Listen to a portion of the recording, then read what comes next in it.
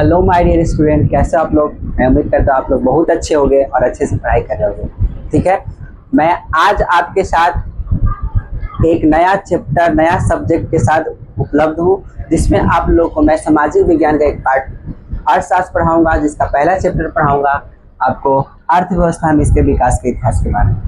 ठीक है, इससे पहले हम आप लोग को बोल दें कि आप लोग इस वीडियो को ज़्यादा से ज़्यादा शेयर कीजिए, ताकि बहुत सारे बच्चे पढ़ नहीं पाते हैं ना, उसको फ्री ऑफ एजुकेशन उपलब्ध हो और ज़्यादा से ज़्यादा लाभ उठा पाए, ताकि आप लोग के लेवल में वो लोग भी तैयारी कर पाए। ठीक है, हम जैसा हमने लगा हुआ है कि सामाजिक विज्ञान का आज एक नया सब्जेक्ट और नए चैप्टर के साथ आपसे जुड़े हैं। ठीक है, तो चलिए आगे हम आपको दिखाते हैं। जैसा कि हम लोग जानते हैं कि सामाजिक विज्ञान को हम लोग 5 भागों में बांट कर पढ़ रहे हैं।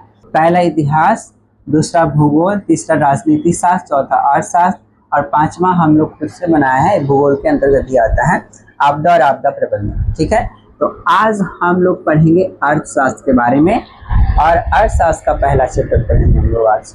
ठीक है, तो इसको आगे बढ़ाते हैं और देखते हैं ठीक कि हम लोग अर्थशास्त्र में कौन कौन से चैप्टर पढ़ें। पहले अर्थशास्त्र के बारे में जान लेते हैं। अर्थशास्त्र, इसमें अपने आप 2 शब्दों में बढ़ जा रहा है, अर्थ और शास्त्र। ठीक है, तो कितने शब्दों में बढ़ जा रहा है? 2 शब्द। हम कह सकते हैं कि अर्थशास्त्र मूल रूप से 2 शब्दों से मिलकर बना है।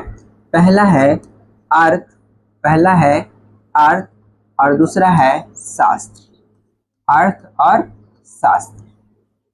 ठीक है, तो अर्थ का जो शाब्दिक अर्थ होता है धन या संपत्ति।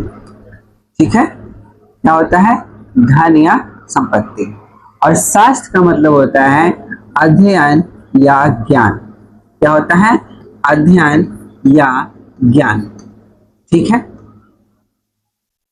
तो अर्थशास्त्र 2 शब्दों से मिलकर बना है, अर्थ और शास्त्र। तो अर्थ का अर्थ हम लोगों ने देखा धन, पैसा या संपत्ति, और शास्त्र का मतलब होता है अध्ययन या ज्ञान। तो हम कह सकते हैं कि अर्थशास्त्र किसे कहेंगे? अगर एक लाइन में बोले, एक सेंटेंस में बोले, तो धन या संपत्ति का अध्ययन क्या कहलाता है? अर्थशास्त्र कहलाता है। लेकिन अगर हम इसको थोड़ा सा डिटेल करें, अर्थशास्त्र सामाजिक विज्ञान की वह शाखा है जिसके अंतर्गत हम लोग मनुष्य के आर्थिक व्यवहार और देश में उपस्थित सीमित संसाधन का असीमित आवश्यकताओं की पूर्ति कैसे करना है, इसके बारे में हम अध्ययन करेंगे। तो हम क्या कह सकते हैं कि अर्थशास्त्र सामाजिक विज्ञान की वह शाखा है जिसके अंतर्गत हम मनुष्य के आर्थिक व्यवहार और अपने देश में सीमित संसाधनों का असीमित आवश्यकताओं की पूर्ति हेतु उपयोग करने के बारे में अध्ययन करते हैं। ठीक है, तो हम लोग क्या कहेंगे कि अर्थशास्त्र सामाजिक विज्ञान की वह शाखा है। लिख लेते हैं एक बार। अर्थशास्त्र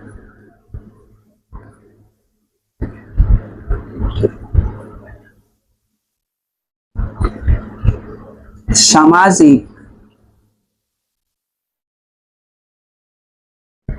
विज्ञान की वह शाखा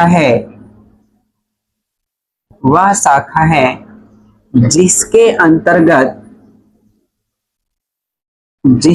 अंतर्गत मनुष्य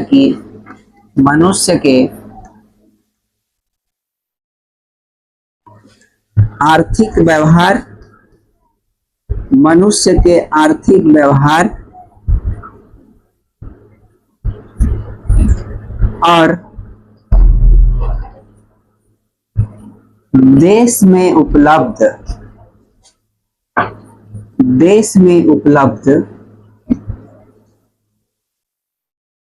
सीमित संसाधनों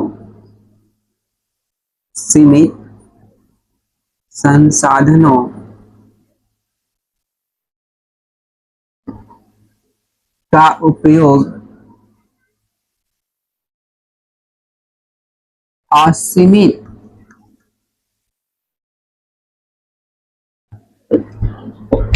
असीमित आवश्यकताओं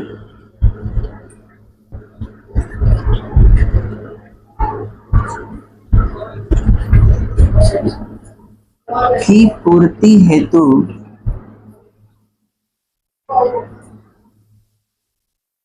कैसे किया जाए, इसके बारे में अध्ययन किया जाता है।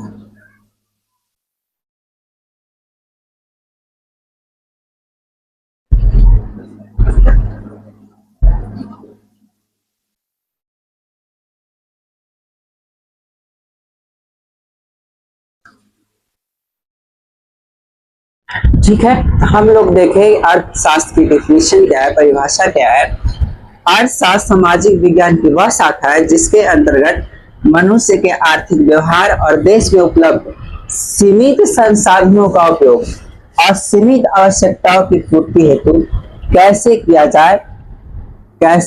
जाए। यहाँ पे थोड़ा सा मिस्टेक हो गया है, इसको सही कर रहे हैं हम लोग। कैसे किया जाए,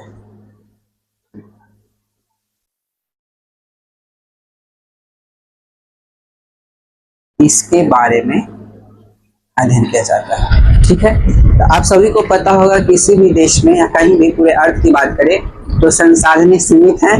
ठीक है, और उससे लोगों की असीमित आवश्यकताओं की पूर्ति की जाती है। ठीक, तो अर्थशास्त्र सामाजिक विज्ञान की वह शाखा है जिसके अंतर्गत मनुष्य के आर्थिक व्यवहार जैसे मतलब जैसे पैसे से संबंधित जितने भी कार्य हैं, ठीक है, तो आर्थिक व्यवहार और देश में उपलब्ध सीमित संसाधनों का उपयोग असीमित आवश्यकताओं की पूर्ति हेतु कैसे किया जाता है, इसके बारे में हम लोग अध्ययन करते हैं। ठीक है, यहाँ तक सबको क्लियर है। आगे देख लेते हैं कि सिर्फ यही डिफिनेशन नहीं होता है, अर्थशास्त्र की और बात करें हम लोग तो अर्थशास्त्र के अंतर्गत हम लोग धन, पैसा और संसाधन का अध्ययन कैसे किया जाएगा, उसका उपयोग कैसा किया जाएगा, उसका वितरण कैसे किया जाएगा, इसके बारे में भी हम लोग अध्ययन करते हैं। अगर हम बात कहें तब बता सकते हो क्या कि अर्थशास्त्र के जनक कौन है? एनीबॉडी? अर्थशास्त्र के जनक कौन है? क्या बता सकते हो कि अर्थशास्त्र के जनक कौन है? इसके जनक हैं मिस्टर एडम स्मिथ। कौन है? Adam Smith. Adam Smith. ठीक, यहां तक तो सबको पता चल गया कि अर्थशास्त्र जनक है एडम स्मिथ। और एडम स्मिथ को ही अर्थशास्त्र का जनक क्यों कहा जाता है? सबके मन में ख्याल आता होगा, कोई भी बन सकता है भाई, हम भी बन सकते हैं, लेकिन ऐसा क्यों नहीं कहा जाता? ठीक है, तो एडम स्मिथ को इसलिए कहा जाता है अर्थशास्त्र का जनक क्योंकि इन्होंने 1776 में, कब? 1776 में इन्होंने एक पुस्तक लिखी थी। पुस्तक का नाम किसी को पता है? एडम स्मिथ ने 1776 में, कब? 1776 में एक पुस्तक लिखा और उस पुस्तक का नाम है द वेल्थ ऑफ नेशन। क्या नाम है? The wealth of nation. क्या नाम है? The wealth of nation. तो एडम स्मिथ ने कौन सी पुस्तक लिखी? The wealth of nation. और कब लिखा इन्होंने? 1776 में। यहां तक सबको क्लियर है? ठीक है, और इसी पुस्तक में, इस पुस्तक में द वेल्थ ऑफ नेशन में इन्होंने बताया क्या? संसाधनों के बारे में बताया, उसका वितरण कैसे किया जाए, व्यापार के बारे में बताया, उसके उपयोग के बारे में बताया। इसीलिए उनको अर्थशास्त्र का जनक कहा जाता है। क्या कहा जाता है? अर्थशास्त्र का जनक। ठीक है, अर्थशास्त्र के जनक एडम स्मिथ। और इन्हें क्यों कहा जाता है इसके बारे में भी हम लोग जान लिए कि इन्होंने 1776 में एक पुस्तक लिखी द वेल्थ ऑफ नेशन, और इस पुस्तक में संसाधनों के बारे में, उसका उपयोग कैसा किया जाए, वितरण कैसे किया जाए, व्यापार कैसे किया जाए उसके बारे में उन्होंने बताया, इसलिए इनको क्या कहा जाता है, द फादर ऑफ इकोनॉमिक्स। ठीक है, अब आगे की ओर बढ़ते हैं हम लोग। ठीक है, अब हम लोग देखेंगे कि कक्षा 10वीं का जो अर्थशास्त्र है उसमें कौन कौन से चैप्टर पढ़ने हैं। ठीक है, तो पहला चैप्टर हम लोग पढ़ेंगे अर्थशास्त्र एवं इसके विकास का इतिहास। क्या पढ़ना हमें? अर्थशास्त्र एवं इसके विकास का इतिहास पढ़ना। ठीक है, और दूसरा पढ़ेंगे राज्य में राष्ट्र की आय। दूसरा क्या पढ़ेंगे? राज्य में राष्ट्र की आय। राज्य में राष्ट्र की आय जैसे कि राष्ट्र आय क्या होता है, प्रति व्यक्ति आय क्या होता है, हम जीडीपी, एलएनपी इस सब के बारे में इसमें लोग देखें। ठीक है, और तीसरा पढ़ेंगे मुद्रा, बचत और साख। मुद्रा, बचत और साख के बारे में पढ़ेंगे कि मुद्रा का विकास कैसे हुआ, बचत क्या है, साख क्या है। ठीक है, और जो चौथा चैप्टर है हमारी वित्तीय संस्थाओं के बारे में पढ़ेंगे। सबसे बड़ी बात इसमें हम आरबीआई के बारे में पढ़ेंगे और भी जितने बैंक हैं, वित्तीय संस्थाएं, उसके बारे में पढ़ेंगे। और पांचवा है रोजगार एवं सेवाएं। छठा है वैश्वीकरण। ये सबसे इंपॉर्टेंट है कि वैश्वीकरण जो है, यानी कि इसको इंग्लिश में बोलते हैं ग्लोबलाइजेशन, हमारी जो भारतीय अर्थव्यवस्था है पूरी दुनिया के साथ कैसे जुड़ा। क्या शुरू से ही भारतीय अर्थव्यवस्था पूरी दुनिया के साथ जुड़ा है या फिर बाद में किसी के योगदान से जुड़ा? ठीक है, इसके बारे में जब चैप्टर पढ़ेंगे तब डिटेल करेंगे। और लास्ट चैप्टर पढ़ेंगे हम लोग उपभोक्ता जागरण एवं संरक्षण। उपभोक्ता कौन होता है? जैसे हम लोग उपभोक्ता जो उपयोग करते हैं तो उसको जागरूक कैसे किया जाए, उसके अधिकारों का संरक्षण कैसे किया जाए। जैसे कहीं भी जाते हैं नेशनल हाईवे, रेलवे स्टेशन पे, तो हम लोगों को ठग लेता है ना दुकानदार। एमआरपी कुछ रहता है और बोलता है कि हमें पानी को ठंडा करने में बिजली बिल वगैरह जोड़ के कुछ पैसे ज्यादा ले लेते हैं। लेकिन वैसे नहीं करना है, हमें जागरूक बनना है और अपने अधिकारों का संरक्षण भी करना है, तो सरकार के द्वारा भी किया जाता है। ठीक है, तो लास्ट चैप्टर पढ़ेंगे उपभोक्ता जागरण एवं संरक्षण के बारे में। ठीक है, तो आज का हमारा मेन चैप्टर रहेगा, आज हम लोग पहला चैप्टर स्टार्ट कर रहे हैं अर्थव्यवस्था एवं इसके विकास का इतिहास। ठीक है, इसकी कहानी को बहुत ध्यान से तुम लोग समझना, बहुत ही इंपॉर्टेंट है। ठीक है, अर्थव्यवस्था एवं इसके विकास का इतिहास। ठीक है, पहले देख लेते हैं कि अर्थव्यवस्था का विकास कैसे हुआ, उसके बाद हम लोग पढ़ेंगे अर्थव्यवस्था के बारे में। ठीक है, तो सबको पता होगा कि हमारा देश जो भारत है 15 अगस्त 1947 को आजाद हुआ। कब हुआ? 15 अगस्त 1947 को। ठीक है, और ये भी सबको पता होगा कि हमारा देश ब्रिटिशर्स का लगभग 200 सालों तक उपनिवेश रहा। क्या रहा? उपनिवेश। क्या तुम लोग उपनिवेश का मतलब समझते हो? जिसको इंग्लिश में कॉलोनी बोला जाता है। ठीक है, तो उपनिवेश का मतलब ये हुआ जब किसी शक्तिशाली राष्ट्र के द्वारा या समृद्धशाली, शक्तिशाली जो भी हो, किसी शक्तिशाली राष्ट्र का किसी कमजोर देश पे आधिपत्य हो और उसके पूरे आर्थिक गतिविधि और राजनीतिक गतियों पर पूरा हस्तक्षेप हो, तो उसे हम उस देश का क्या बोलते हैं? उपनिवेश बोलते हैं। ठीक है, तो ब्रिटिशों का भारत 200 सालों तक उपनिवेश रहा। ठीक है, ऐसे ईस्ट इंडिया कंपनी आती है 1608 ईस्वी में, उसकी स्थापना हुई थी 1600 ईस्वी में, आती है 1608 ईस्वी में, और 1608 से लेकर 1757 तक लोग तो व्यापार किया, लेकिन 1757 के बाद उन लोगों ने भारत को अपना उपनिवेश बना लिया, गुलाम बना लिया, दास बना। ठीक है, इसके बहुत सारे रीजन थे, लोगों में एकता नहीं थी, आपस में लड़ झगड़ रहे थे, जिसका फायदा उठाया और भारत को अपना उपनिवेश बना लिया। ठीक है, और आजादी से पहले जैसे हम बोले कि 15 अगस्त 1947 को भारत आजाद हुआ, तो आजादी से पहले भारत को सोने का चिड़िया कहा जाता था। क्या कहा जाता था? सोने का चिड़िया, क्योंकि भारत समृद्ध था उस समय, बहुत उपजाऊ मिट्टी थी। जैसे कि जब अंग्रेज लोग आए थे, उपनिवेश अपना बनाए थे, तो सबसे पहले उन लोगों ने बंगाल की दीवानी ली अपने हाथों में। तो इससे पता चल रहा है कि बंगाल एक समृद्ध जगह था भारत का, वहाँ पे भर भर के कृषि हो रहा था, जिससे काफी फायदे हो रहे थे। ठीक है, तो भारत को सोने का चिड़िया कहा जाता है, सबको पता हो गया। और भारत 15 अगस्त 1947 को आजाद हुआ। और ब्रिटिशर्स का कितने सालों तक उपनिवेश रहा? 200 सालों तक। कितने सालों तक? 200 सालों तक। अगर हम बात करें कब से कब तक, तो 1757 से लेकर के 1947 तक, ठीक है, लगभग 200 साल, ऐसे 190 साल हो रहे हैं, बट हम कह सकते हैं कि लगभग 200 सालों तक भारत ब्रिटिशर्स का क्या रहा? उपनिवेश रहा। ठीक है, बाद में बहुत सारे स्वतंत्रता सेनानी आए, लड़ाइयाँ लड़ी गई अपने देश को स्वतंत्र कराने के लिए, और फाइनली जाकर के 15 अगस्त 1947 से हमारा भारत अंग्रेजों के उपनिवेश राज से छुटकारा मिला। ठीक है, अब हम लोग देखेंगे आगे कि अर्थव्यवस्था क्या है। तो अर्थशास्त्र हम लोग समझे, उसके बाद अर्थव्यवस्था को समझेंगे कि आखिर अर्थव्यवस्था है क्या। ठीक है, अर्थव्यवस्था एक तंत्र है, बोले तो एक सिस्टम है, एक ढांचा है, जिसके अंतर्गत सारी आर्थिक क्रियाएं होती हैं। क्या होती है?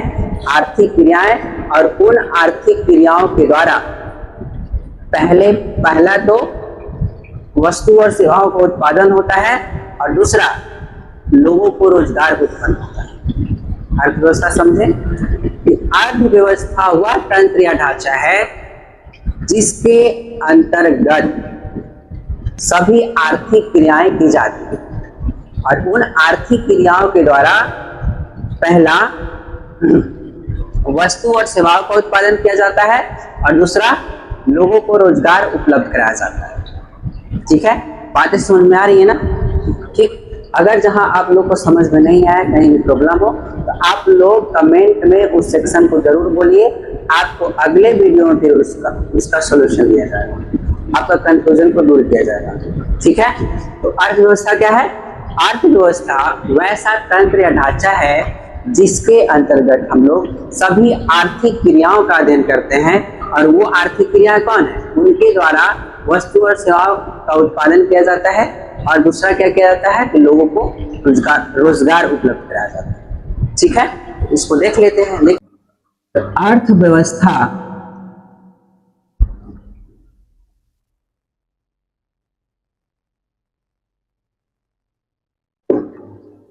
वह तंत्र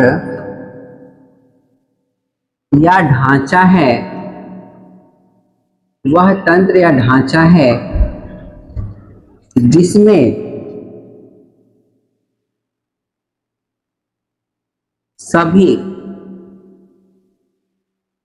आर्थिक क्रियाएं की जाती हैं, और आर्थिक क्रियाएं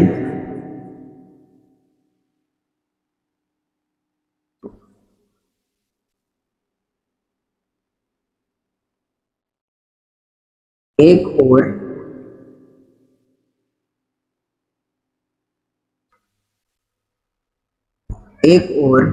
वस्तु और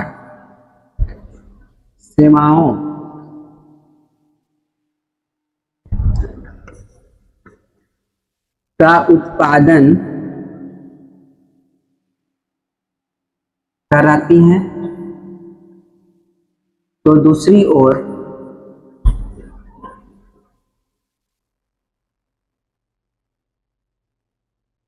लोगों को रोजगार उपलब्ध करवाती है, रोजगार उपलब्ध कराती है। ठीक है, तो अर्थव्यवस्था क्या है? अर्थव्यवस्था वह तंत्र या ढांचा है, तंत्र नहीं समझ में आए तो इसको आप लोग सिस्टम समझ। ठीक है, यानी अर्थव्यवस्था वह सिस्टम है जिसमें सभी आर्थिक क्रियाएं की जाती है। क्या की जाती है? आर्थिक क्रियाएं। ठीक है, आर्थिक क्रियाएं एक ओर वस्तु और सेवाओं का उत्पादन करती हैं, तो दूसरी ओर लोगों को रोजगार उपलब्ध कराती है। ठीक है, क्या कराती है? रोजगार उपलब्ध कराती है। तो आप लोग को बार बार मन में ख्याल आ रहा होगा कि आर्थिक क्रियाएं आखिर हैं, उसको आगे हम लोग देखेंगे। तो पहले अर्थव्यवस्था का परिभाषा क्लियर हो गई। अर्थव्यवस्था वह तंत्र या ढांचा है, यानी सिस्टम है, जिसमें सभी आर्थिक क्रियाएं की जाती हैं और आर्थिक क्रियाएं एक और वस्तु और सेवाओं का उत्पादन करती हैं तो दूसरी ओर लोगों को रोजगार उपलब्ध कराती है। ठीक है, तो अर्थव्यवस्था के बारे में हम लोग जान रहे हैं। अभी अर्थव्यवस्था के द्वारा मूल रूप से 2 कार्य संपादित किए जाते हैं। ठीक है, अर्थव्यवस्था के द्वारा मूल रूप से 2 कार्य संपादित किए जाते हैं। कितने कार्य संपादित किए जाते हैं? 2 कार्य संपादित किए जाते हैं। अर्थव्यवस्था के द्वारा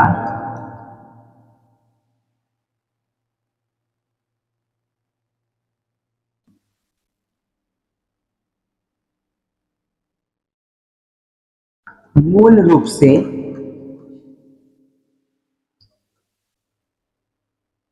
2 कार्य संपादित किए जाते हैं। 2 कार्य संपादित किए जाते हैं।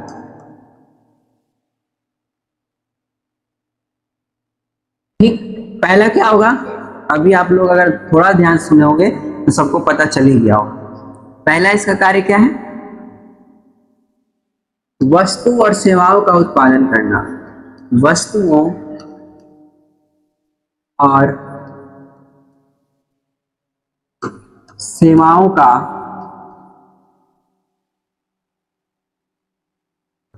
उत्पादन। और दूसरा क्या हो जाएगा?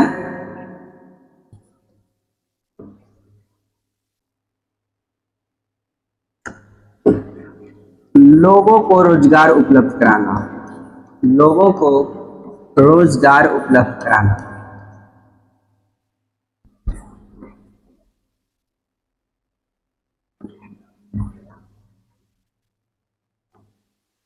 ठीक है, तो अर्थव्यवस्था के द्वारा मूल रूप से 2 कार्य संपादित किए जाते हैं।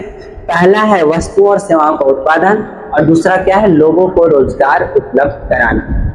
उम्मीद करते हैं कि यहाँ तक किसी को कोई दिक्कत नहीं होगा। अगर दिक्कत जहां भी है तो आप लोग कमेंट में जरूर लिखिए कि सर यहाँ पे हमको समझ में नहीं आया। ठीक है, फिर अगले वीडियो में आपका कंफ्यूजन दूर किया जाएगा पूरी तरीके से।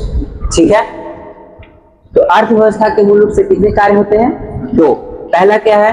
वस्तु और सेवाओं का उत्पादन और दूसरा क्या हो जाएगा? लोगों को रोजगार उपलब्ध कराना। ठीक है, तो हम लोग अर्थव्यवस्था की परिभाषा में बार बार देख रहे थे आर्थिक क्रियाएं, तो आर्थिक क्रिया के बारे में हम लोग देख लेते हैं। ठीक है, आर्थिक क्रियाएं होती क्या है? आर्थिक क्रियाएं होती क्या है? ठीक, तो आप सभी को पता होगा कि वे सारी क्रियाएं जिसका उद्देश्य क्या हो?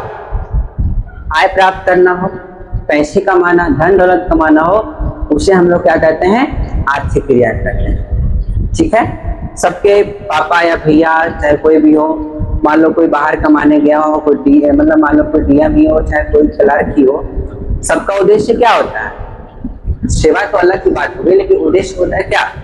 धन कमाना। ठीक है, तो वो उनकी क्या हो गई? आर्थिक क्रिया हो गई। ठीक है, जैसे हम यहाँ पढ़ा रहे हैं तो पढ़ाने के बदले हमें तो कुछ पैसे मिलेंगे ना, तो ये क्या हुआ? एक आर्थिक क्रिया हुआ। ठीक है, तो आर्थिक क्रिया किसे कहेंगे? वे सारी क्रियाएं जिसका उद्देश्य क्या हो? आय प्राप्त करना हो। क्या हो? आय प्राप्त करना हो, पैसे कमाना हो, धन दौलत इकट्ठा करना हो, उसे हम लोग किस नाम से जानेंगे? आर्थिक क्रिया के नाम से। ठीक है, इसको भी लिख लेते हैं थोड़ा सा। सब लोग कॉपी और पेन लेके बैठना, बाकी समझदार हो ही, इंपॉर्टेंट बातों को साथ साथ नोट करते चलना। ठीक है, बाकी उम्मीद करते हैं कि बहुत समझदार हो तुम लोग। आर्थिक क्रियाएं किसे कहेंगे? वे सारी क्रियाएं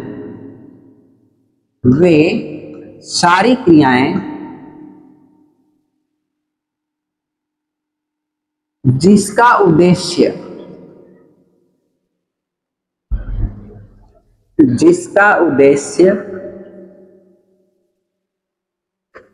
आय प्राप्त करना हो।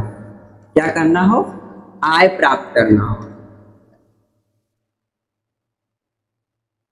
ठीक है, उसे किस नाम से जानेंगे?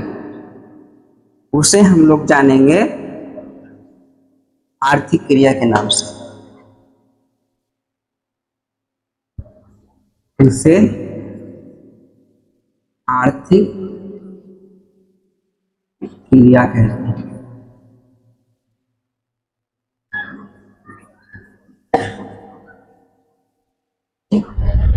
आर्थिक क्रिया है क्या?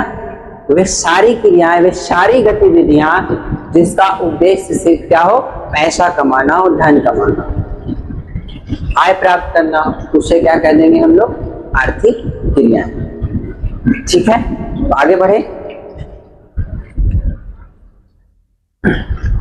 अब देखेंगे अर्थव्यवस्था की संरचना और ढांचा कैसी है और कैसे निर्धारित होता है अर्थव्यवस्था का संरचना। ठीक है, अगर हम अर्थव्यवस्था की संरचना की बात करें, अर्थव्यवस्था की संरचना की बात करें तो इसको मूल रूप से 3 भागों में बांटा गया, 3 क्षेत्रों में बांटा गया है।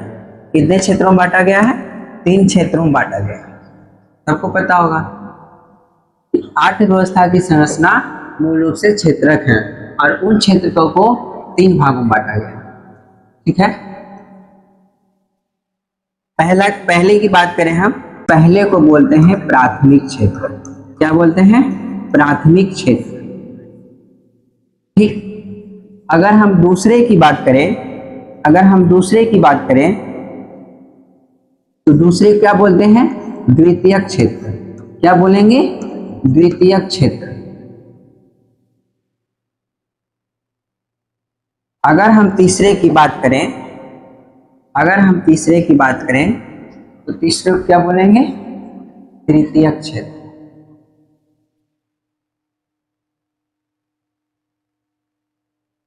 ठीक है, तो अर्थव्यवस्था की संरचना हम लोग देख रहे हैं कि आखिर अर्थव्यवस्था की संरचना कैसी है।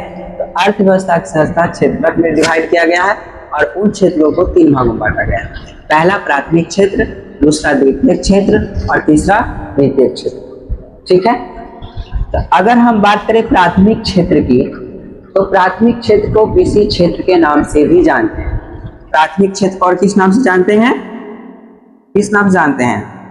कृषि क्षेत्र के नाम से। प्राथमिक क्षेत्र को कृषि क्षेत्र के नाम से भी जानते हैं। और द्वितीयक क्षेत्र की बात करें हम लोग तो इसको औद्योगिक क्षेत्र के नाम से भी जानते हैं। किस नाम से? औद्योगिक क्षेत्र के नाम से। ठीक है, औद्योगिक क्षेत्र के नाम से। और हम तृतीयक क्षेत्र की बात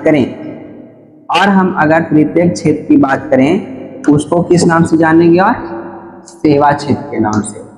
किस क्षेत्र से? सेवा क्षेत्र के नाम से। ठीक है, तो प्राथमिक क्षेत्र को हम लोग जाने कृषि क्षेत्र के नाम से, द्वितीयक क्षेत्र को औद्योगिक क्षेत्र के नाम से और तृतीयक क्षेत्र को सेवा क्षेत्र के नाम से।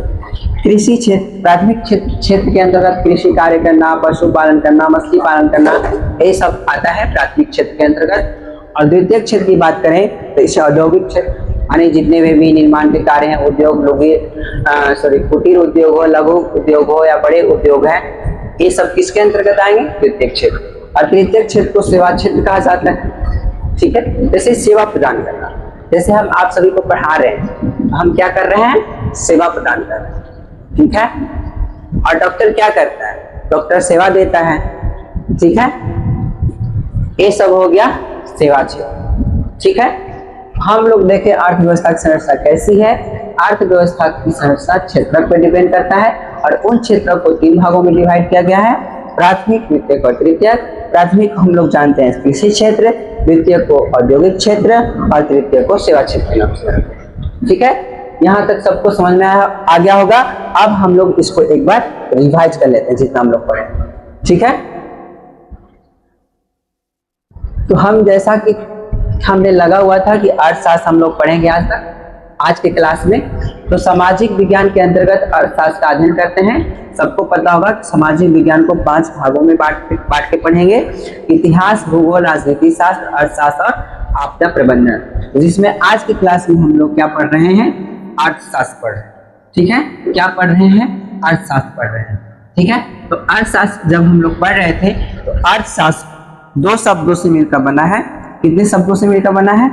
दो शब्दों से मिलकर बना है, अर्थ और शास्त्र। अर्थ का मतलब क्या होता है? अर्थ का मतलब होता है धन, रुपया, पैसा। ठीक है, धन या संपत्ति। और शास्त्र का मतलब होता है अध्ययन करना या ज्ञान अर्जित करना। ठीक है, इस तरीके से देखें हम लोग, अगर इस तरीके से देखें तो अर्थशास्त्र का मतलब हो गया धन के बारे में अध्ययन करना या संपत्ति के बारे में अध्ययन करना। ठीक है, और इसके डिफिनेशन की बात करें तो अर्थशास्त्र सामाजिक विज्ञान की वह शाखा है जिसके अंतर्गत मनुष्य के आर्थिक व्यवहार मतलब रुपये पैसे जितने उसके व्यवहार है उसके बारे में अध्ययन करेंगे, और देश में उपलब्ध सीमित संसाधनों का उपयोग और सीमित आवश्यकताओं की पूर्ति हेतु कैसे किया जाए इसके बारे में अध्ययन करते हैं। ठीक है, संसाधन सीमित है लेकिन लोगों की इच्छाएं क्या है? असीमित है, कभी उसको पूरा नहीं किया जा सकता। तो अर्थशास्त्र हमें यही सिखाता है कि सीमित संसाधन में भी असीमित आवश्यकताओं को, इच्छाओं को कैसे हम लोग पूरा करेंगे। ठीक है, इसलिए अर्थशास्त्र का स्टडी हमें करना चाहिए और करना भी बहुत जरूरी है। अर्थशास्त्र के जनक हम किसे कहते हैं? एडम स्मिथ को। किसे कहते हैं? एडम स्मिथ को कहते हैं। और इनको क्यों कहते हैं ये भी हमने बताया कि इनके द्वारा 1776 में एक पुस्तक लिखी गई, द वेल्थ ऑफ नेशन। क्या? The wealth of nation. और इस पुस्तक में उन्होंने संसाधन के बारे में, व्यापार के बारे में सब बताया था। इसके कारण इनको क्या कहा गया? अर्थशास्त्र का जनक कहा गया। आगे थोड़ा देख लेते हैं। और क्लास 10वीं का अर्थशास्त्र हम लोग पढ़ रहे हैं, तो इसमें पहले हमें जानना जरूरी है कि अर्थशास्त्र में हमें कौन कौन से चैप्टर पढ़ने होंगे। तो पहला चैप्टर का नाम है अर्थव्यवस्था और इसके विकास का इतिहास। अर्थव्यवस्था है क्या और अर्थव्यवस्था का विकास कैसे हुआ, इसके बारे में हम लोग इसके बारे में पढ़ना है। ठीक है, और आगे दूसरा चैप्टर पढ़ना है, राज्य में राष्ट्र की आय पढ़ना है। हमें राष्ट्रीय आय की गणना करना होगा, कैसे निकालेंगे, प्रति व्यक्ति आय कैसे निकालेंगे, जीडीपी वगैरह वगैरह सब कुछ। मुद्रा, बचत एवं साख के बारे में पढ़ेंगे, मुद्रा का विकास कैसे हुआ, उससे पहले कौन सी प्रणाली थी, वस्तु विनिमय प्रणाली वगैरह वगैरह। उसके बाद हमारी वित्तीय संस्थाएं के बारे में पढ़ेंगे, रोजगार और सेवा के बारे में पढ़ेंगे, वैश्वीकरण के बारे में पढ़ेंगे, उपभोक्ता जागरण और संरक्षण के बारे में। ठीक है, हम लोगों ने आगे क्या देखा था? आगे चैप्टर स्टार्ट हुआ था अर्थव्यवस्था में इसके विकास का इतिहास। तो इसके विकास के इतिहास में बताए थे कि हमारा भारत 15 अगस्त 1947 को आजाद हुआ। उससे पहले हमारा भारत अंग्रेजों का 200 वर्षों तक उपनिवेश रहा। ठीक है, तो उस उपनिवेश के दौरान अंग्रेजों ने भारत का बहुत शोषण किया, भारत के धन का बहुत शोषण किया, जिसके कारण हमारे भारत की अर्थव्यवस्था की जो ढांचा चल रही थी, जो क्रियाएं चल रही थी, वो क्या हो गया? स्थगित हो गया। और उससे पहले भारत को सोने का चिड़िया कहा जाता था। ठीक है, जिसका बहुत जोर शोर से दोहन किया उन लोगों ने। उन लोगों की बस नीति थी कि फूट डालो और शासन करो। ठीक है, आप लोगों को पता होगा कि अंग्रेज जब आए थे तो भारत में धर्म के नाम पे लड़ाई करवाए थे, और अलग अलग समुदाय, जैसे हिंदू धर्म में लड़ाई करवाते थे और लोग बढ़ जाते थे, उसका फायदा उठाकर वो बहुत सारा धर्म निष्कासन किया था। दादा भाई नौरोजी के द्वारा एक पुस्तक भी लिखा था, धर्म का निष्कासन। ठीक है, और 200 वर्षों की बात करते कब से कब तक? 1757 से लेकर 1947 तक। ठीक है, और इसी दौरान बहुत सारा धन वो लोग भारत से ले गए, जिससे अब सोने की चिड़िया नहीं रही। ठीक है, उसके बाद हम लोग देखे थे अर्थव्यवस्था क्या होता है। तो अर्थव्यवस्था वह तंत्र या ढांचा है, तंत्र मतलब सिस्टम, वह सिस्टम है जिसमें सभी आर्थिक क्रियाएं की जाती है। सभी आर्थिक क्रियाएं की जाती है, मतलब पैसे से संबंधित क्रियाएं या मतलब कार्य की जाती है। ठीक है, आर्थिक क्रियाएं एक और वस्तु और सेवाओं का उत्पादन करती है, तो दूसरी ओर क्या करती है? लोगों को रोजगार उपलब्ध कराती है। ठीक है, तो अर्थव्यवस्था के द्वारा मूल रूप से दो कार्य संपादित किए जाते हैं। पहला क्या? वस्तु और सेवाओं का उत्पादन करना, और दूसरा क्या है? लोगों को रोजगार उपलब्ध कराना। ठीक है, और आगे हम लोग देखें तो आर्थिक क्रिया क्या होती है उसके बारे में देखे थे। ये सारी क्रिया जिसका उद्देश्य क्या हो, आय प्राप्त करना हो, पैसा कमाना हो, धन दौलत कमाना हो, उसे क्या कहेंगे, आर्थिक क्रिया कहेंगे। ठीक है। और आगे हम लोगों ने देखा था अर्थव्यवस्था की संरचना कैसी है। तो अर्थव्यवस्था की संरचना क्षेत्र के आधार पर डिपेंड करती है और उस क्षेत्र को 3 भागों में बांटा जाता है। पहला प्राथमिक क्षेत्र, दूसरा द्वितीयक क्षेत्र और तीसरा तृतीयक क्षेत्र। ठीक है। प्राथमिक क्षेत्र को कृषि क्षेत्र भी कहा जाता है और द्वितीयक क्षेत्र को औद्योगिक क्षेत्र कहा जाता है, तृतीयक क्षेत्र को सेवा क्षेत्र कहा जाता है। जैसे क्वेश्चन पूछ सकता है कि सेवा क्षेत्र के नाम से किसको जानते हैं, तृतीयक क्षेत्र। औद्योगिक क्षेत्र पूछेगा क्या लघु या कुटीर उद्योग किसके, तो कौन से क्षेत्र के अंतर्गत आएंगे, तो कौन सा, द्वितीयक क्षेत्र के अंतर्गत। और कृषि कार्य करना, पशुपालन करना, मछली पालन करना, ये सब कैसी किस क्षेत्र के अंतर्गत आएगा, प्राथमिक क्षेत्र के अंतर्गत। ठीक है। फिर यहाँ से हम लोग दूसरी क्लास में पढ़ेंगे। तब तक के लिए यहीं पे आप लोग कमेंट जरूर कीजिएगा कि आप लोग को बात समझ में आ रही है कि नहीं आ रही है। ठीक है।